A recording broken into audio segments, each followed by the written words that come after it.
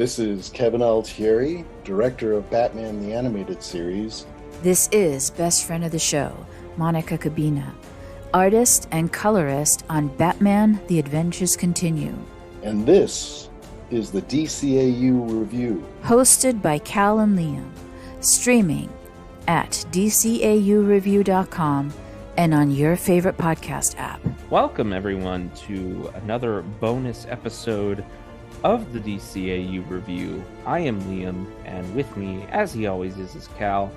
Cal, it's another new month, which means another new issue of Batman The Adventures Continue Season 3. And this is, in fact, we are talking this week about issue 3 of Season 3, which is the first of a 3-part episode. That's a lot of threes. Yes, we are excited as we are back here talking about Crack Up Part 1. And then, of course, is written by Alan Burnett and Paul Dini, a couple of guys you might know. And then back on art, as we'll talk about in just a few moments after we get through the issue review itself, is the dynamic duo making his triumphant return after successfully beating cancer, Mr. Ty Templeton. And then, of course, best friend of the show, Monica Kubina, also back for this issue, as she is every issue, thankfully. And then we have Josh Reed as the letterer, and then Andrew Marino, of course, is the editor. So yeah, this is an interesting episode. We're just constantly calling these things episodes because they feel like episodes, honestly. I would say, and they call it seasons, which I feel like is adds to our our conundrum here. But we have the return of a character that was introduced, an original character, an original Paul Dini character. He loves doing this. He'll create these characters, and then which is great. Like, you don't have to play in the same sandbox with the same 2 toys or 12 toys every single time. Let's create some new lore. He's got a pretty good track record at creating some characters too. Like, he's pretty well known for some of the original characters that he's created. So I think he's got more than enough leeway here. But we are talking about the origins of the Straightman, who was introduced, I believe, in season 2. Was it season 2? Season 1, actually. Wow! Time flies. So all the way back in season 1, he was introduced as a sidekick of sorts, replacing the reformed Harley Quinn to the Joker. And we are about to learn all about just who Straightman is, or was, perhaps. That's right. We open our first couple of pages. We actually see Straightman on the battlefield as a soldier in Afghanistan. Some years earlier, him and his Colonel Hazlitt are under fire, and he's able to just barely get out of Dodge, pulling his injured colonel to safety. We find out that Straightman was in fact a soldier before he was who he was. And before we can really see any more of these flashbacks, we cut to the present day, where in the midst of apparently some sort of a walking nightmare, Straightman bursts into the Joker's dressing room, and the Joker is sort of nonplussed as to what exactly is going on. And Straightman explains that he keeps having these dreams that feel so real to him.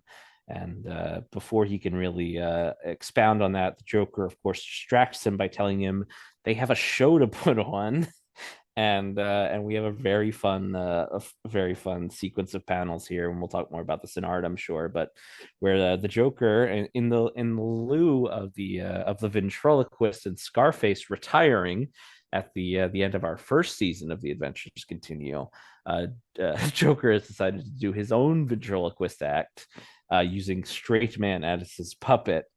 And as we see that he has trapped an audience, locked them in their seats, and pumped laughing gas into the studios while he tells his jokes. And right as this evening of comedy is about to take a more deadly turn, Batman arrives to attack the Joker, and then he goes one-on-one with Straightman once again. And Batman quickly notices that Straightman seems to be getting stronger than he was in their previous encounters, where he was already pretty tough to deal with. And and in fact is kind of has Batman dead to rights seemingly. But then we get the entrance of, wouldn't you know it, Task Force X, as teased back in issue 1 of season 3 Arise. We have the return of the Muscle, along with Katana arriving on the scene to attack. Straightman has been shot with a diamond-tipped dart from several yards away.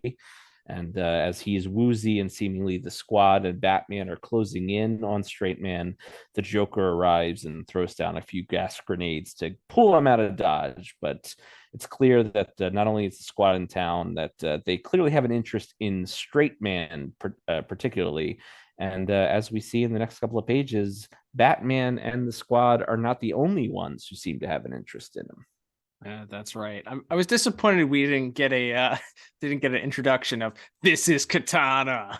Her sword captures the souls of any people that it kills, as was the case in the Suicide Squad movie. Classic.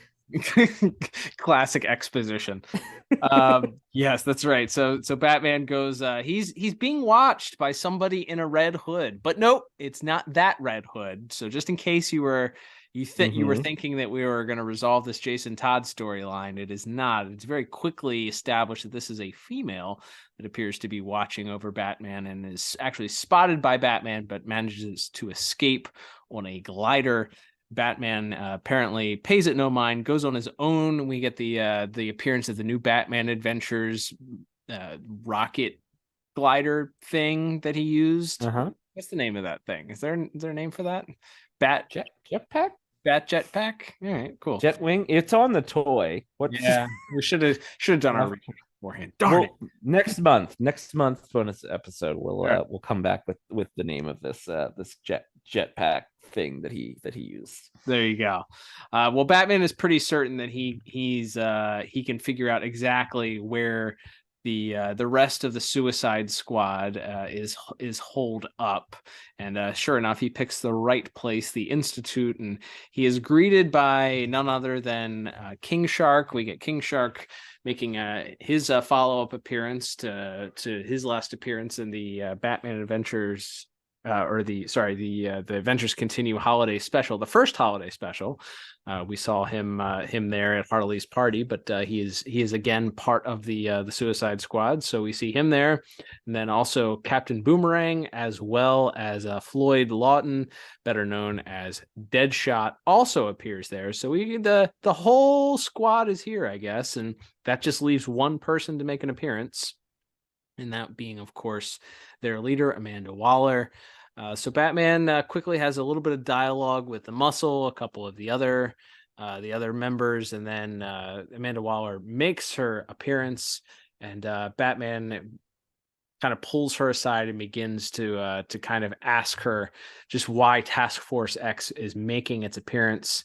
And Amanda Waller tries to say that they're there for the Joker, but Batman isn't buying it. He very quickly dismisses it and seems to think that they must be there for some other reason. Amanda, of course, is not willing to be forthright with what that reason is, but we kind of get the transition to the next scene as Batman is sort of left scratching his chin, wondering why the Suicide Squad truly is there. We get Batman sort of talking a little bit with Barbara. So Barbara is kind of playing the Oracle role here, as she's done a little bit of information finding and finds out that she's found out the information, the sort of the true identity behind the Straightman, and it turns out he was this guy, Captain Carl Finley, and she's able to get some classified information for just who he was. It talks about him being an Eagle Scout and born in California, went to West Point, and Batman let her know that he was also up to date on his bio and didn't need all that information. But we then kind of get into this. He sort of followed the sort of a Captain America type route, I guess you could say, where he volunteered to be a sort of a super soldier, as it were. And so we get kind of a flashback at that point of him talking about volunteering for this, as he's sort of a follow-up to that first scene that we saw of him interacting with his colonel. And we see him kind of getting pitched the idea of being this next super soldier, and we see the pitch being made to him about being heroic. There's a magazine that features Superman and Wonder Woman on the cover, and this shadowy figure that's trying to pitch him this idea of being the experiment begins to again sort of talk to him about the benefits and the things that could come out of this if he volunteers to be this test subject. And it's intriguing enough for him to agree. And we get the reveal of just who the person was. If it wasn't clear enough from his shadowy profile, it was Professor, not doctor at the time, but Professor Hugo Strange that was making the offer. And this interaction sort of jolts Straightman awake from his slumber. It turns out we were in the midst of another one of his dreams. He's actually choking the life out of the Joker at that point. Joker, as we'll talk about in a moment, in his nightshirt. I LOL'd. And so he... Come on, Todd, where's our Joker in nightshirt action figure? Give me a Joker in a nightshirt, please.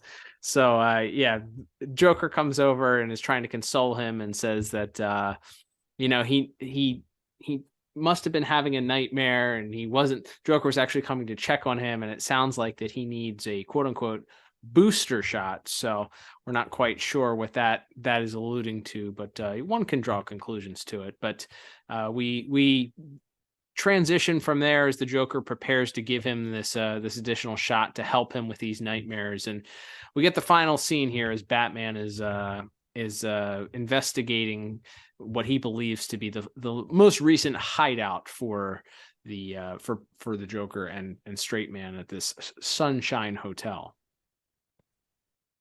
That's right. So as Batman arrives to check out this hideout, he's accosted by, once again, this hooded figure, this woman who she herself also appears to be quite a physical match for Batman, and also clearly has some sort of military training, and makes it clear that she knows Straightman or knew him before he was Straightman, and she's trying to not only protect him from the Suicide Squad, from Task Force X and Amanda Waller, but of course wants to get him away from the Joker as well.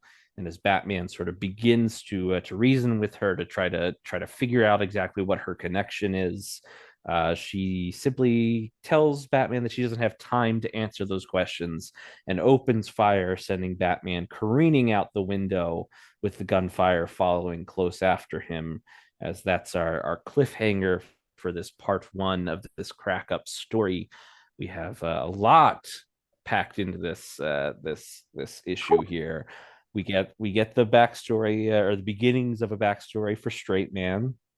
As you said, a sort of common thing that Paul Dini will introduce a character as kind of a one note side character seemingly, and then sort of build out their backstory as he goes. And we have another example of that here, seeing that he was this sort of very well-meaning soldier, very heroic guy who was promised that he could do even more, and sort of the pitch made to him that they don't want to have to rely on aliens. I wonder, and this is where we get into my DCAU nerd wish list.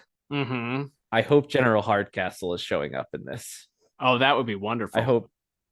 I hope General Hardcastle is involved in this Hugo Strange super soldier program, because there's a line that Professor Strange mentioned specifically about not wanting to rely on aliens, and I was like, it's a military thing. They're anti-superheroes. They want their own, they want good soldiers with superpowers instead of having to rely on the aliens. I'm like, we got to get General Hardcastle in the story. So that's my first bit of speculation and fantasy planning for future issues there. But yeah, we get this sort of look of him and this relationship he had with his Colonel Hazlitt, who would have to be suspect numero uno to who this mysterious woman in the hood is, correct? Yeah. It's almost so obvious that it feels like maybe it's not, right? They do like that. Paul Dini does like to do those occasions. I mean, we knew from the beginning that the person in the red hood from season 1 was Jason Todd, the Red Hood, but that was also spoiled by some action figures. So we can chalk that up to that. However, there's some sort of like subversion here occasionally that the Paul Dini will do. So is it so obvious? Is he going to make it so obvious that this is clearly that person, a female that has a connection to him, that they would have a vested interest in him that's been in both of these flashbacks? Maybe. Yeah, maybe. Yeah, we'll have to wait and see. That would certainly, like we said, she's certainly suspect numero uno at the moment for who would be under that hood. But as of now, we'll have to wait and see. As a first chapter here, there's a lot of moving parts. You've got to reestablish the Joker and Straightman act, as you will. You gotta introduce Batman to the story. You gotta establish that Straightman appears to be getting stronger, and also, as we said, is having these flashes of his former life before he was in the Joker's employ. And then you also have to introduce this version of Task Force X, which certainly shares a few similar roster members to the Justice League Unlimited version, but not completely. So you got a lot of moving parts here. But as a part 1, color me intrigued as we go towards a part 2 and 3 of this story moving forward. Yeah, I think it's hard to judge this in a vacuum because it does feel like an abrupt ending. Like I was like, all right, so this is going to be the reveal. The reveal was going to be, I thought the reveal was kind of going to be where we cut off the issue, but the fact that the issue kind of ends with Batman quite literally falling out a window. So we're not quite sure what the next part, where that's going to pick up. But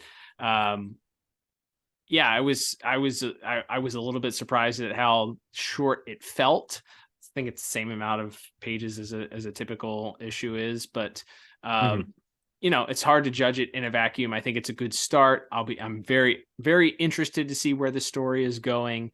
As we mentioned at the top, it's a 3-part story, so we know we're not gonna have a complete resolution, at least for 2 more issues. So yeah, interested to see where it goes. I think it's a good start. I love the ideas we mentioned, kind of filling out this background character or side character that was introduced earlier on in the first season. Now we're finding out who he is, what he is, his origins, all that stuff. So yeah, I'm excited to see what issue 2 and 3 of this 3-part series brings. I think we'll be able to fully flesh out like a full, hey, I liked this, or hey, I didn't like this, by the time the end of the story is, once we get all 3 parts together. Absolutely. And from there, Cal, we will move on to the other part of our review, where we will be talking about the art of the issue.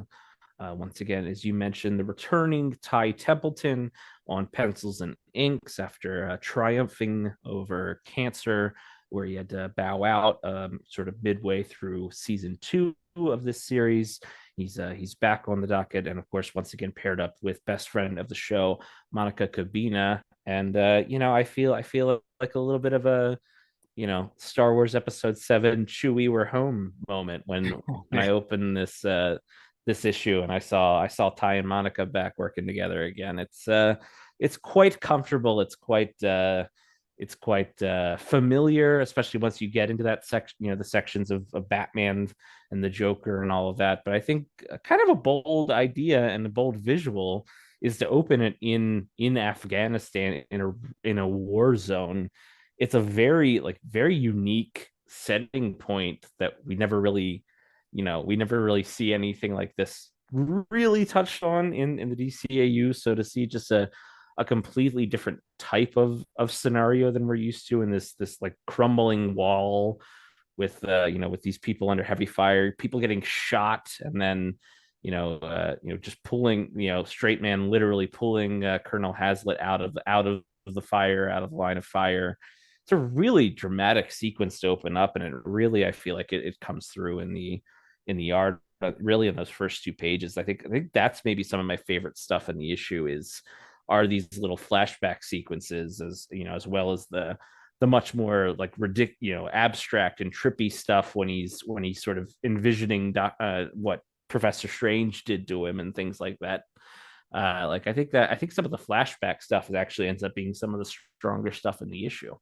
Yeah, the transitions from the dreams into the present day or to the real world were done fantastically. You mentioned that Hugo Strange sort of he begins to quite literally melt, and there's just like this super trippy looking hands that sort of almost look like Clayface that melts, and then they transition into this, to him choking the Joker.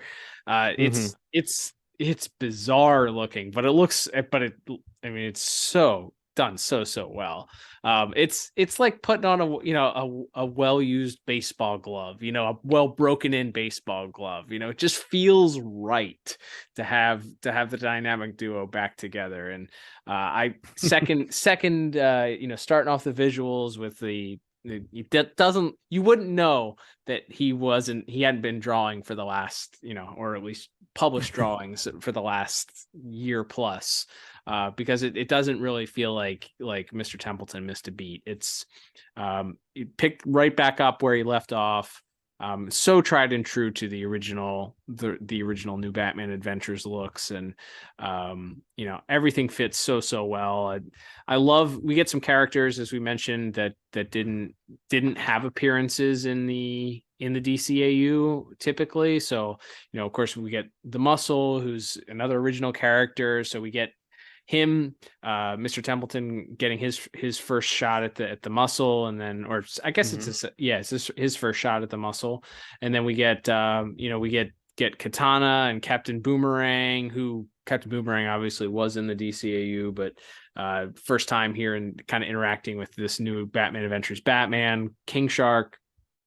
It's great to see Mr. Templeton's continue just like the excellence of his artwork. Like he's continuing to be able to do so at such a high level. And Monica's colors, man, like starting off, we get these real warm, as you mentioned, it's a desert scene. So we get these real desert looking scenes, and then we kind of get this reddish hue for the next scene as they're taking place in this theater, and the colors then kind of shift to this more cold purplish scene as the Suicide Squad show up, and more red, the blood red skies, lots of reds in this issue, the carpets, the curtains, the red hood of this mysterious assassin. But then we even get even those reds end up being a little bit more muted, I think, in those than they are. It's not the stark red.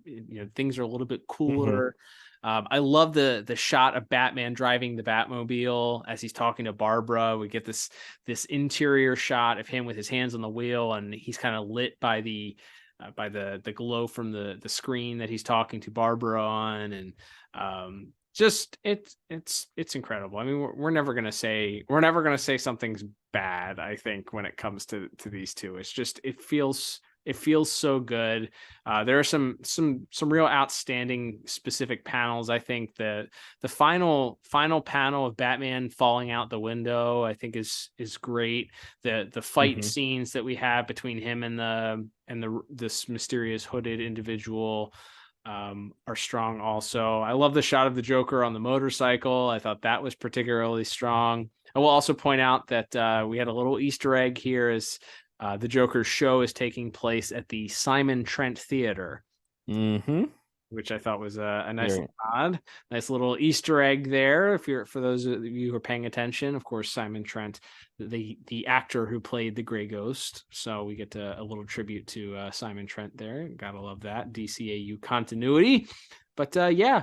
It's a big 2 thumbs up for me as far as the artwork is. It's so good to have these two back working together. Jordan did an incredible job in filling in, and we've talked a lot about how great and how much we love Jordan stuff. Jordan needs to get his own DCAU title at some point. Anything DCAU or DC, we'll take anything. Jordan's a fantastic artist in their own right. And then, we talked about friend of the show, Kevin Altieri's unique but personal take on things last month's issue. But man, this just feels right having Ty and Monica back together. Absolutely. I think the thing that strikes me maybe most about Ty's approach is just, and this isn't I think it's one of those things that it differentiates him. It doesn't necessarily make it a bad or a good thing, or a good or a bad thing. It's just he tends to fill the page with a lot of panels. Like he has a very like sort of sequential storytelling on an individual page. Like you're not getting big, you're not really getting like big flashy splash pages or even like, half splash pages here. It's very like there's no wasted space, so to speak, where and I think that kind of sets Ty's art apart from some of our other artists that we've had over these 3 seasons of the Adventures Continue, and seeing that and how many unique sort of poses, and you see more of the action of these fights, the sort of a four panel sequence of Batman sort of going toe to toe with Straightman when they're in the club, and it's just him laying in these punches with the with the sound effects. Again, great job by the letterer Josh Reed on this issue. And you get this this stark red background as Batman is laying in these punches, and then he's sort of just standing there, and Straightman sort of smirking down at him, and the red background maybe gets just a touch, just a shade darker as things look a little bit more ominous. And then again, we have the next shot, the next page of Batman, again, sort of sequential panels, pulling out the Batarang, throwing the Batarang past Straightman's head, and then you see it snap the cables as it's dropping the piece of the set down on him. So yeah, I think that's the thing that stood out to me the most about what, maybe other than just sort of the very classic New Batman Adventure style, that Ty Templeton has been, the DCAU style that Ty Templeton has been so great at adapting over his career, is probably more sequential storytelling on each individual page, especially in the action. I think that really stuck out to me. And then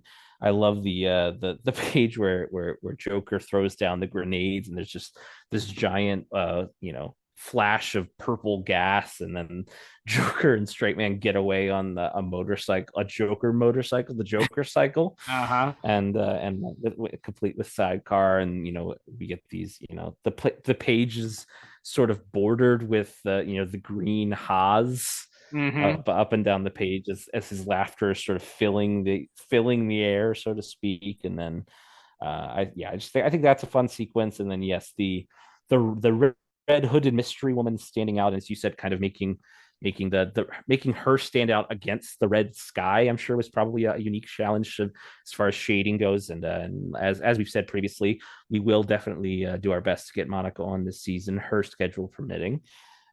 So hopefully we can talk to her a little bit more about her specific approaches, especially now that she's worked with 3 different artists this season so far. I think we'll have a lot to talk about with her and everything there. But yeah, I thought this was a lot of fun, and so, like I said, it's a lot of moving parts, a lot of new characters, as you mentioned, a lot of characters we've never seen in this world, at least, or in this comic book world before. DCAU Katana, I'm not sure if there's a reason why they didn't use her, but there's sort of a villainous version of her that's used in Justice League, Sakuri, who's like on the it's in Fury, right? She's on like the evil ladies team, I believe so, in that episode. So I'm not sure if it was just because, well, they made her a villain and DC didn't want them to use her as a villain or what. But this is to my knowledge the first DCAU appearance of Katana as well, so kind of fun to see her, and very much in her classic like 70s John Ostrander Outsiders outfit too, the red and the yellow of that suit as well. So very fun issue with a lot of familiar faces and also some new characters worked in as well. So unsurprisingly, great to have, as you coined them, the dynamic duo of Ty Templeton and Monica Kubina back working on the art for this month, Cal. As we move towards the end of our episode here, I guess, other than the reveal of this mystery hooded woman and my deep desire for General Hardcastle of all characters to appear, what are we feeling as far as what are we getting for part two? Just more flashbacks, and is it some big cover up? Was Waller maybe directly involved in this? Will we see the words Cadmus in a word balloon at some point? Will they try to tie this more directly to the JLU stuff? How are you feeling going forward here as we get into our patented baseless speculation section of the show? Well, as we know, TMCR, by the way, for baseless speculation, but yeah, as we know, the writers, Mr. Dini and Mr. Burnett, have made it very clear that they have written this as if there was another season of Batman the Animated Series or the New Batman Adventures. Mm-hmm. So they've shown a few times that they're not really as concerned about continuity per se, as fitting things in and timelines and all that stuff. They've kind of winked and nodded at a couple of different things. We had Lex way back in issue 1. We had Lex in his his green Lex Luthor suit. So we do know that they're not afraid to use some of that other Justice League stuff or other DCAU stuff, despite the fact that it might not line up time-wise. So yeah, I could see them. I mean, if we're using Amanda Waller, what are we doing here? Especially if we're planning on a couple of additional seasons, as it seems they at least Paul and Alan in interviews have left the door open, and as they were asked about kind of wrapping up the Red Hood storyline and all that stuff, looking at seasons down the road. So it seems like the plan is to kind of continue along here for the foreseeable future. So, why would you not try and introduce some of that stuff for fun? It's recognizable. It's easily associated with the Amanda Waller character. Do I think that maybe we'll see mentions of it? I don't think that we'll get things that are directly tied to or point to and say, oh yeah, that makes sense, because Justice League, I don't think we'll have too many of those moments, if any, just because we already pre-established lack of desire to try and work around pre-established timelines and such. But I think we get the reveal. I'm going to go with it's got to be a swerve. It has to be something as far as the reveal of who this person is. I'm going to toss my hat in the ring and say it's so blatantly obvious this person. It can't be. It absolutely can't be this person. But we'll see. She does have the same color eyes. If you look at the color of the eyes of the person in the first scene to the ones that are in the last scene, they do match. But I think just for fun, I'm going to say it's going to be a swerve of some kind.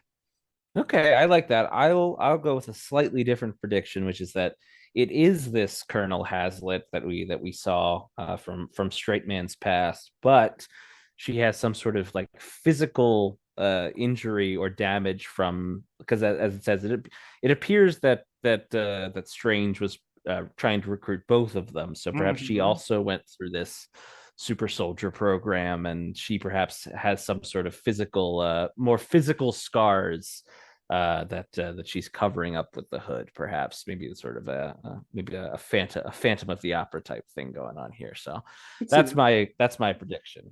Because yes, it is just an interesting choice, because yes, it certainly appears, but it's kept a mystery not only to Batman, but it's also not revealed to the audience just yet. So if there is a greater reveal coming by concealing her face and concealing her and concealing her identity, I'll be curious to see what that is, and whether or not we'll get that reveal in part 2 of this story, issue 4 of Batman the Adventures Continue season 3. We'll be back next month to talk about that. Ty and Monica once again on art duties for that issue. And final note here, I will just mention that the cover artist for this month's issue was none other than Baltimore Rivas or Rivas. Apologies if I'm butchering that pronunciation, but I thought a really fun cover with sort of representing that fight between Batman and Straightman that we get in the issue, but with the sort of giant funhouse Joker face in the background, and the sort of the crazy multicolored eyes in there. I thought a tremendous cover. Definitely one that if you saw this, if you're a kid and you saw this on the comic book shelves, I think this is one that gets your attention. So great job by everybody involved this month. Definitely excited to come back and see what happens in part 2 of this story. In the meantime, thank you everybody for listening. If you have your own theories and your own thoughts on this issue, where you think the story could be going, just what you thought of this character, do you want to see more of Straightman's life fleshed out over these next couple issues, or do you want to see more of the present day stuff? Would love to hear from you. You can tweet us or comment on our Instagram posts at DCAU Review on both sites. You can also send us a private message if you prefer to share your thoughts more in depth or more in private. Would love to hear from you at DCAU Review once again. And we thank you for listening, whether you do so on Apple Podcasts, Google Podcasts, Spotify, and or of course the Pod Tower YouTube channel. One note, if you do listen to us on Spotify, we always do an exclusive poll question for our Spotify listeners. So you can always check that out and interact with us that way as well. If you'd like to support the podcast, you can head to dcaureview.com, and we have a store there. You can grab yourself a hat or a mug or a sticker or something like that. And if you also like to support us more directly, there is a donation link in the show notes. We do appreciate those few of you that go out of your way to buy us a coffee every month or so. We always appreciate that. But however you support the show, a good way to do that, as mentioned, is just to subscribe to the show. Leave us a review, give us 5 stars on your app of choice. We appreciate it. And Cal, I'm excited I'm already ready for issue 4 as we look deeper into the backstory of Straightman and this tangled web involving Task Force Sex and Batman and Hugo Strange and of course it's never easy with the Joker, so it's going to get even more complicated from here on out. Yeah, I think that's a safe bet, regardless of what we base our speculation on. I think it's fair to assume that there's going to be more trouble ahead for the Dark Knight and perhaps any of his those involved in the Bat family. Absolutely, can't wait to check that issue out next month, and we'll be back to talk about it the weekend after it comes out, as always. But thank you everyone for listening, and until the next time, I'm Liam. And I'm Cal. And we'll talk to you soon on another episode of the DCAU Review. Bye-bye now.